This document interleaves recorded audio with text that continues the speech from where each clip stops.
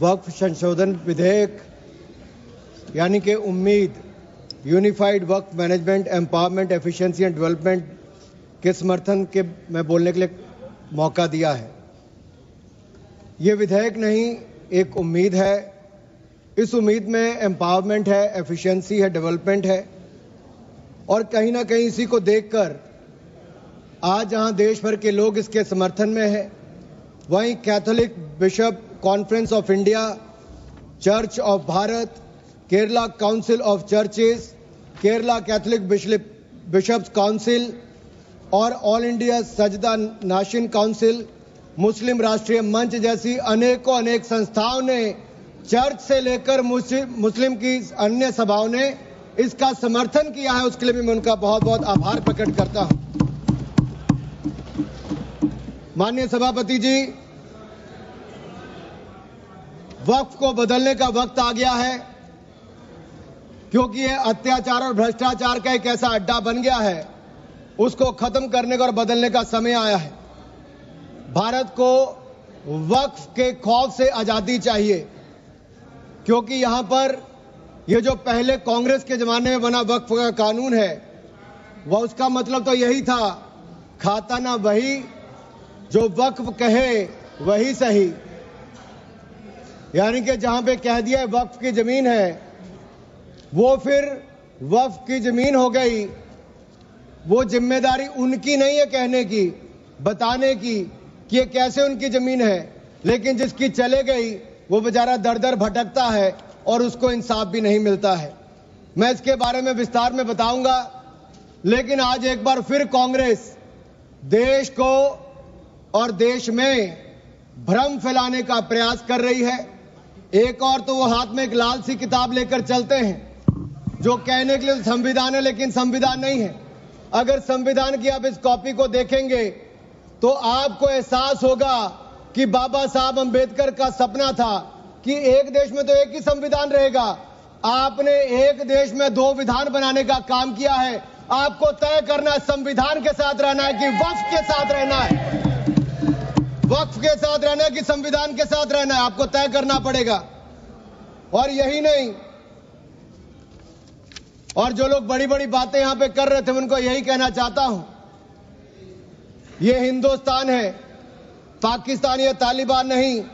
यहां बाबा साहब का संविधान चलेगा, काबिले का फरमान नहीं, मुगलिया फरमान नहीं चलने वाला। यहां पर एक नहीं अनेक ऐसे उदाहरण देखने को मिलेंगे।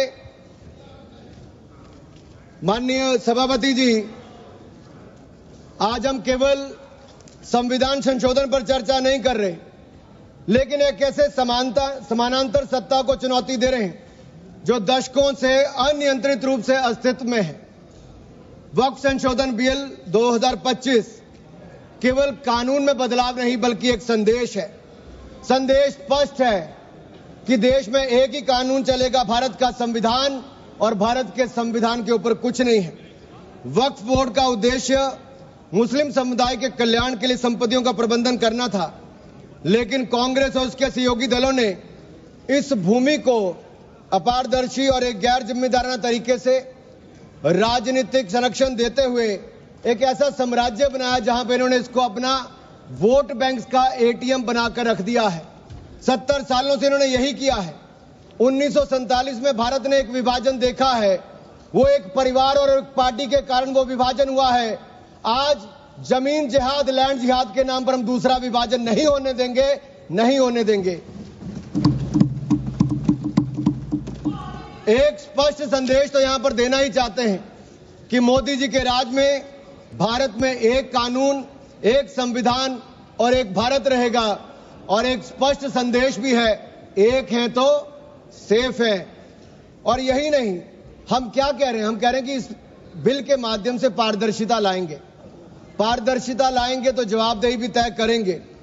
लेकिन ये लोग जिनके लिए वोट बैंक का एटीएम है, जिनके अपने नेता भ्रष्टाचार के कई मामलों में फंसे हुए हैं, जिनके राज्यों में हजारों करोड़ रुपए के घोटाले हुए, जिनका उल्लेख मैं आगे करने वाला हूं, उस पर भी मैं आपके सामने प्रकाश डालूंगा एक के बाद दूसरी। लेकिन सवाल यह खड़ा होता है कि 70 साल से यह प्रक्रिया जो चल रही है, चाहे 1964 की बात हो, 69 की बात हो, उसके बाद एक के बाद दूसरे संशोधन आए, 95 से लेकर 2013 तक इन्होंने इस कानून को इतना ऐसा बना दिया कि इसको चुनौती देने तक का भी हक कहीं नजर नहीं आता था। ना कोई ऑडिट, ना कोई निरीक्षण, बस भूमि अधिग्रहण की बात, शहर दर शहर, गली दर गली, इस पर एक तरह से कब्जे के बाद दूसरा कब्जा करने का काम किया गया। यह धर्मनिरपेक्षता नहीं थी, ये एक नरम विभाजन की ओर ले जाने का काम था, एक नरम विभाजन की ओर ले जाने का काम था। लेकिन हमने अब इस कानून में बदलाव किया है ताकि मुस्लिम समुदाय के सभी गरीब से गरीब व्यक्ति का भी इसमें भला हो सके। मुझसे पहले एक मुस्लिम समुदाय के एक सदस्य जो कांग्रेस पार्टी से आते हैं वो अपना भाषण कर रहे थे। मैं उनको ही कहना चाहता हूं, अशरफ, अजलफ और अर्जल, क्या इनमें भी कोई अंतर है? और राहुल गांधी जी से पूछना चाहता हूं, और अखिलेश जी यहां पर पहले ज्ञान बांट रहे थे थोड़ा सा, क्या मुस्लिम समुदाय में भी जातियां हैं? क्या भेदभाव है? क्या छुआछूत है? लाल टोपी वालों का मैं बताऊंगा, अभी 2017 में जब आपकी सरकार आने से पहले घोटाले कितने थे?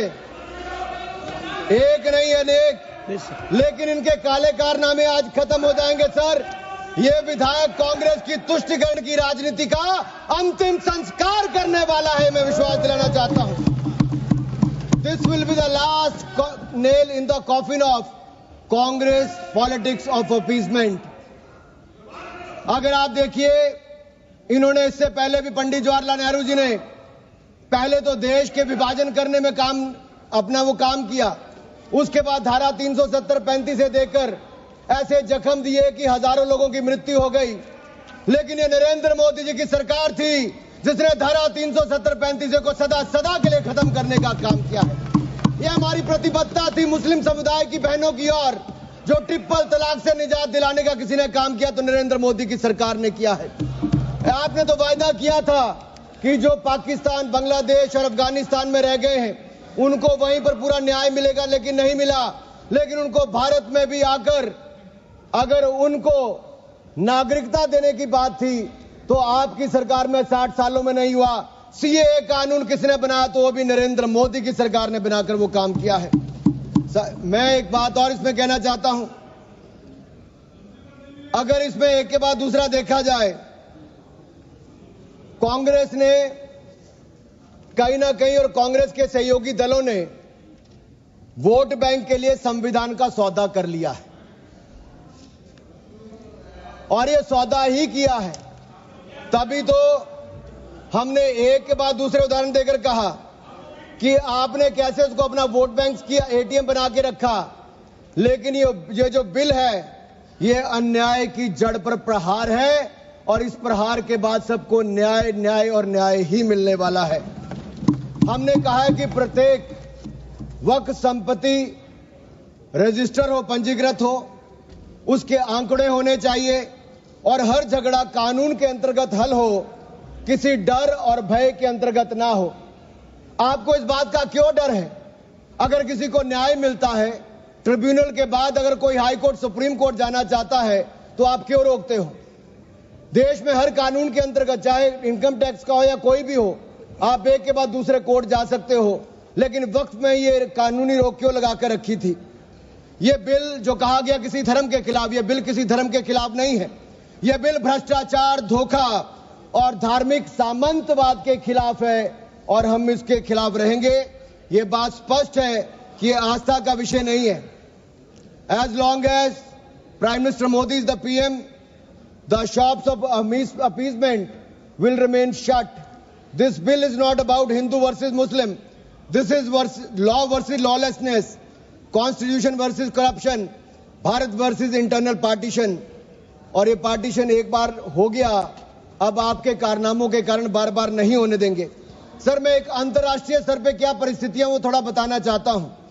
टर्की में 1923 के बाद 1924 में मिनिस्ट्री ऑफ वक्फ, इसको एबॉलिश कर दिया गया, और वहां पे जनरल डायरेक्टरेट ऑफ फाउंडेशन बना जो रेस्टोरेशन, मेंटेनेंस और यूटिलाइजेशन वक्फ प्रॉपर्टीज का करता है, और ये इसके बाद इसको लोगों की भलाई के काम के लिए पैसा लगाता है।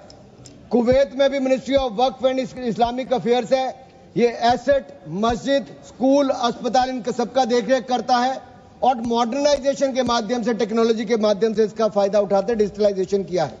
लेबनान में मिनिस्ट्री ऑफ एंडाउमेंट्स और इस्लामिक अफेयर्स है जो इसकी मैनेजमेंट और यूटिलाइजेशन को सारे को देखती है और चैरिटेबल और कम्युनिटी के काम को देखती है। सीरिया में भी मिनिस्ट्री ऑफ वक्फ है जहां पर एप्रोप्रिएट यूज हो, रेवेन्यू हो, चैरिटेबल पर्पस हो, उसके लिए काम किया जाता है। इराक में भी सुन्नी एंडोमेंट और शिया एंडोमेंट ऑफिस है और यह भी सीधा सेंट्रलाइज फ्रेमवर्क के माध्यम से काम करता है। सऊदी अरेबिया में जनरल अथॉरिटी ऑफ वक्फ है जो इंडिपेंडेंट पब्लिक बॉडी है। सिंगापुर में MUIS है जो स्टैट्यूटरी बॉडी है, वो मिनिस्ट्री ऑफ कम्युनिटी डेवलपमेंट के अंतर्गत है। ये वक्फ मैनेजमेंट के डिजिटल सिस्टम के माध्यम से काम करता है। इंडोनेशिया में भी इंडोनेशियन वक्फ बोर्ड है जो इंश्योर करता है अच्छे काम करने के लिए, उनके भलाई के लिए। तुनिसिया में भी, इजिप्ट में भी, रशिया में भी, फ्रांस में इसी तर्ज पे काम किया गया है। लेकिन यहां पर ऐसा नहीं किया गया, यहां पे इसके खिलाफ ही काम करते रहे। चंद लोगों के हाथ में, राहुल गांधी जी कहते हैं कि चंद लोगों के हाथ में देश की संपत्ति है। राहुल गांधी जी सदन में नहीं, लेकिन मैं उनको बताना चाहता हूं मात्र 200 लोगों के हाथ में अपने वक्फ बोर्ड दे रखे हैं और देश की लाखों करोड़ रुपए की संपत्ति उनको दे रखी है। क्या उनसे छुटकारा दिलाना चाहिए कि नहीं दिलाना चाहिए? क्या आम मुस्लिम को उसका लाभ मिलना चाहिए कि नहीं मिलना चाहिए? क्या मुस्लिम महिलाओं को, बच्चों को लाभ मिलना चाहिए कि नहीं मिलना चाहिए? क्या विधवाओं को लाभ मिलना चाहिए कि नहीं मिलना चाहिए? आप महिला विरोधी क्यों हैं? मुस्लिम विरोधी क्यों हैं? आप बदलाव विरोधी क्यों हैं? ये सवालों का जवाब आपको देना ही पड़ेगा। सर, एक कहावत है जो यहां पर बाहर कहा जाता है कि पता है यहां से बहुत दूर, पता है यहां से बहुत दूर और गलत और सही के पार एक मैदान है। पता है यहां से बहुत दूर, गलत और सही के उस पार एक मैदान है। मैं वहां मिलूंगा तुझे और अगर वक्फ का बस चला तो वक्फ की संपत्ति बन जाएगा। यानी कि जिस पे भी नजर रखोगे वक्फ की संपत्ति बन जाएगा और उसमें से आपको इंसाफ मिल नहीं पाएगा, क्योंकि ऐसी हालत कर दी है। सर, अगर आप देखेंगे वक्फ की सच्चाई क्या है, भारत में ऐसा कौन सा कानून है जिसने आपका घर, आपका मंदिर, यहां के आपके पूरे गांव छीन लिए? भारत में कौन सा ऐसा कानून है जिसने आपका घर, आपके मंदिर, आपके पूरे गांव छीन लिए? ये ऐसा कौन सा कानून है जिसके खिलाफ आप कोर्ट भी नहीं जा सकते? ये कौन सा ऐसा कानून है जो संविधान से भी ऊपर है? इसका नाम वक्फ है जो कांग्रेस के समय बना है। सर, इसने गुरुद्वारे हो, मंदिर हो, घर हो, गांव हो, सब पे कब्जा करने का काम किया है। एक तुगलकी फरमान है सेक्शन 40, इसमें दान देने वाला किसी भी धर्म का हो सकता है लेकिन देखभाल करने वाला मुसलमान ही होना चाहिए। यह मंदिर में तो ऐसा नहीं है। सरकारें मंदिर का, ये कर्नाटक की सरकार है कांग्रेस की, 450 करोड़ रुपया साल का आप इकट्ठा करते हैं, कहां खर्च करते हैं? कौन जवाब देता है उसका? एक एक रुपए का हिसाब आपको देना चाहिए था। क्या किसी मस्जिद का पैसा आपने लिया? क्या किसी वक्फ बोर्ड का पैसा आपने लिया? लेकिन कर्नाटक में जो घोटाले हुए सर, उसमें इनके राष्ट्रीय अध्यक्ष मल्लिकार्जुन खड़गे जी का नाम भी आता है, जहां पर क्या हुआ सर? यही नहीं,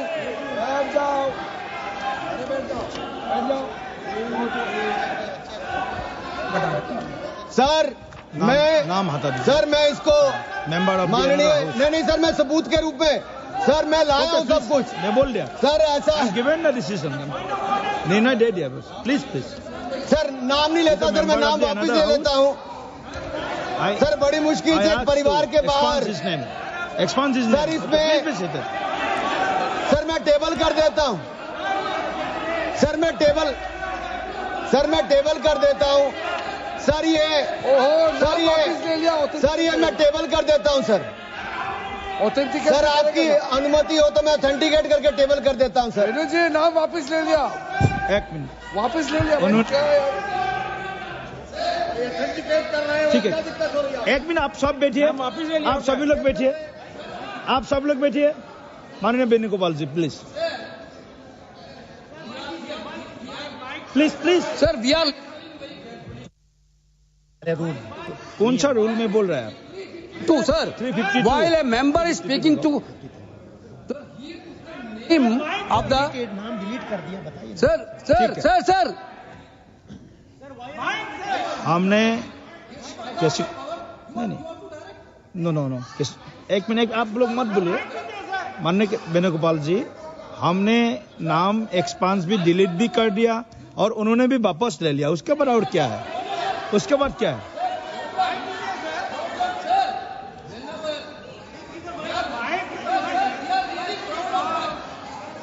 माइक दीजिए, माइक है। नाम बुलाइए ना। एक मिनट वेणुगोपाल जी बोलिए, आप वेणुगोपाल जी बोलिए, please be seated, all members please seated. Sir, while he's speaking, he's totally misled the House. Not only misleading the House, he took the name of Honorable Leader of Opposition of Rajya Sabha here in a very bad way. We are really proud, sir, we are really proud of that. We are having a Congress president who came from the grassroots level of this country. Okay. With so much people. He didn't like Mallikarjuna Kharge ji because he is leading by his casteism. Okay, thank you please continue sir आज please माननीय सभापति जी, आखिरकार कांग्रेस ने अपनी जातिवादी सोच को सामने ले ही आए। ये कभी जाति के नाम पे, कभी क्षेत्र के नाम पे, कभी धर्म के नाम पर बांटने का काम करते हैं। मैंने किसी जात का नाम नहीं लिया था, लेकिन आप जाति को लेकर आए हो। और यही नहीं सर, ये रिपोर्ट देखिए, ये विधानसभा, कर्नाटक की विधानसभा में कांग्रेस के एक नहीं अनेक नेताओं के नाम आए जिसने वक्फ की प्रॉपर्टी को खाने का काम किया है, हजारों करोड़ के घोटाले करने का काम किया है। इसीलिए आप लोग पारदर्शिता नहीं चाहते, इसीलिए आप लोग ट्रांसपेरेंसी नहीं चाहते, इसीलिए आप लोग जवाबदेही नहीं चाहते। सर मैं इसको ऑथेंटिकेट करके रिपोर्ट को रखना चाहता हूं। सर यही नहीं, ये तुगलकी फरमान जो थे, मैं कर देता हूं सर, अगर किसी की संपत्ति जिसके ऊपर उन्होंने कब्जा कर लिया हो, सर इसको साबित करने से उनको वक्फ साबित नहीं करना सर। ये जिसकी प्रॉपर्टी है बेचारा, उसको धक्के खाने पड़ते एक से जगह दूसरी जगह के लिए। सर ये आम व्यक्ति के लिए एक अभिशाप है। अगर सरकारी जमीन छीनी जा सकती है, गांव के गांव छीने जा सकते, तो आप कल्पना कीजिए आम इंसान की प्रॉपर्टी को कैसे किया जाएगा। सर नो ऑब्जेक्शन सर्टिफिकेट लेके जाना पड़ता है। सर वक्फ का साम्राज्य इतना बड़ा हो गया कि 9 लाख एकड़ जमीन जो लाखों करोड़ की है। सच्चर कमेटी कब बनी? आपकी सरकार के समय बनी। 2006 में उसकी रिपोर्ट आई। आप क्यों हाथ पे हाथ धर के बैठे रहे? क्यों बैठे रहे? उन्होंने कहा था कि साल का 12,000 करोड़ रुपए की आमदन हो सकती है। पिछले 20 सालों में 2.5 लाख करोड़ रुपए की आमदन हो गई होती।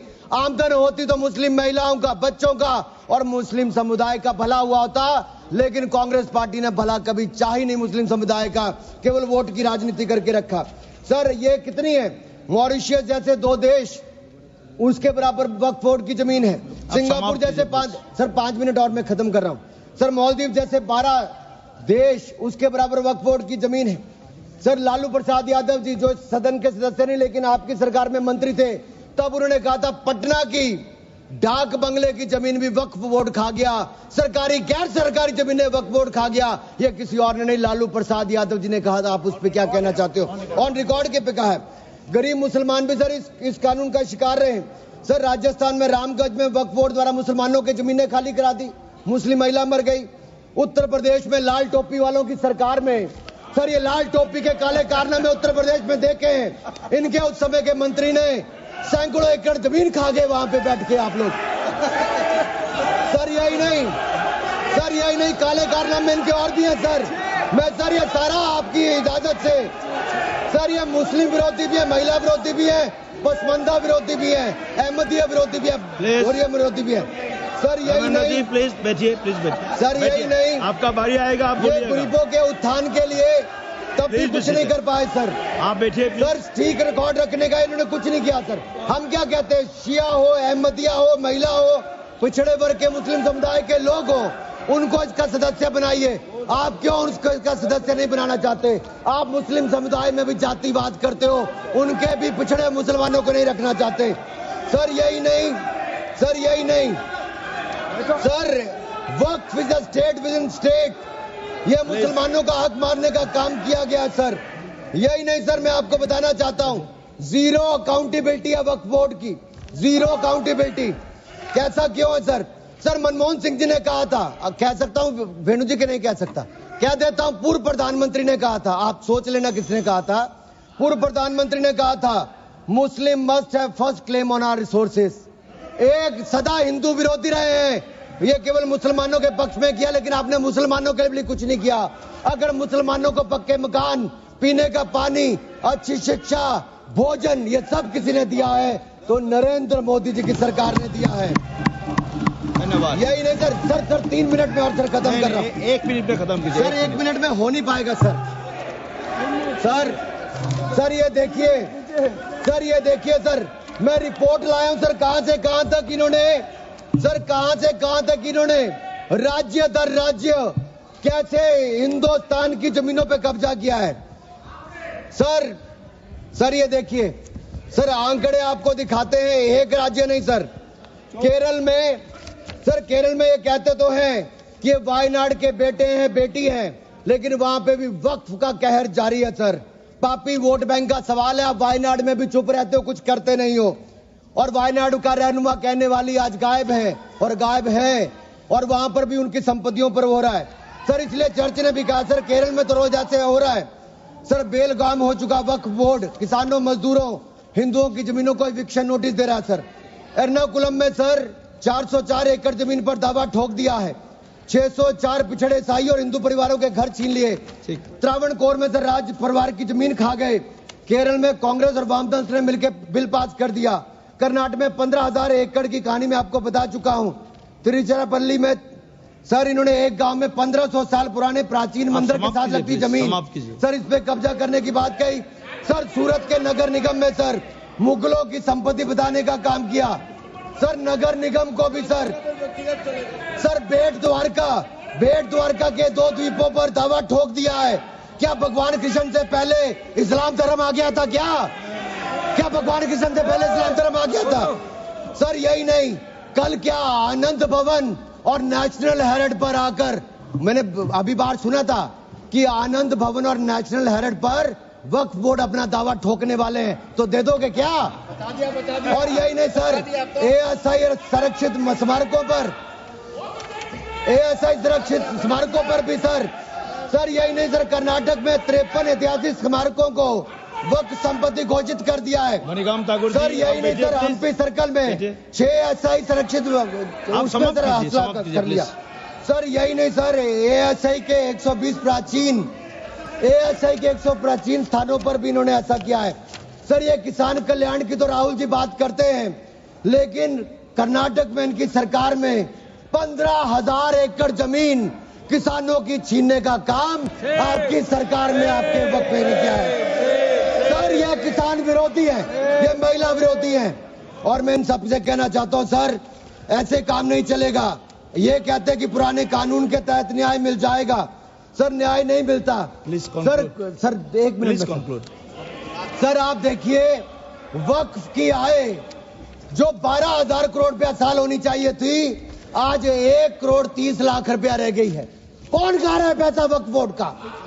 कांग्रेस के नेताओं के नाम आते हैं सर। यही नहीं, पश्चिम बंगाल में 1100 करोड़ रुपए का, तमिलनाडु में 2000 करोड़ रुपए का, महाराष्ट्र में हजारों करोड़ रुपए के घोटाले हुए।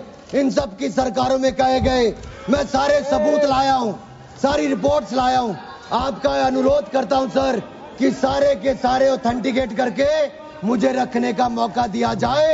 ये विपक्षी दल, क्योंकि ये भ्रष्टाचार में जुड़े हुए हैं, हम वक्फ बोर्ड के भ्रष्टाचार को खत्म करना चाहते हैं। धन्यवाद सर। बस ये तेरे आखिरी लाइन है सर। ये नेशनल हेरिटेज में छपा है कि महाराष्ट्र में हजारों करोड़ रुपए का घोटाला, महाराष्ट्र में छपा नेशनल हेरिटेज में, और नेशनल हेरिटेज के घोटाले के रूप में कांग्रेस के एक नेता बेल पर है जो अपनी सेवाएं यहां पर दे रहे हैं।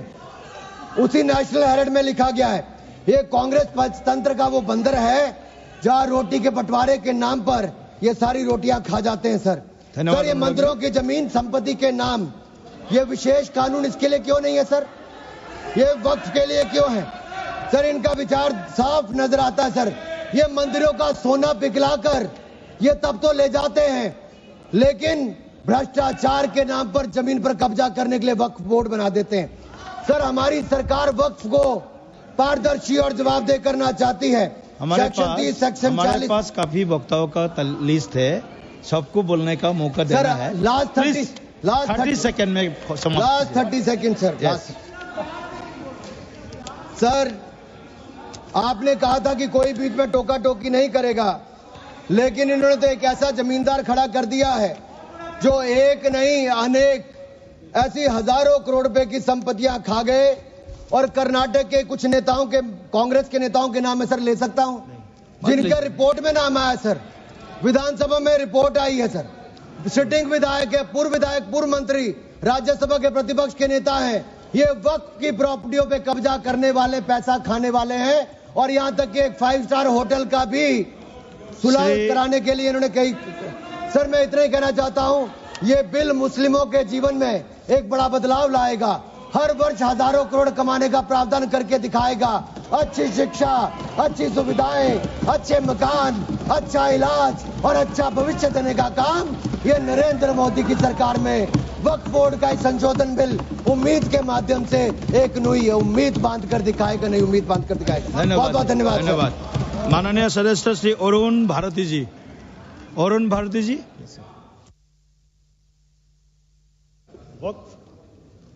वक्त संशोधन विधेयक 2025 पर हमारी पार्टी लोक जनशक्ति पार्टी रामविलास का पक्ष रखने देने के लिए मैं माननीय अध्यक्ष जी का आभार प्रकट करता हूं।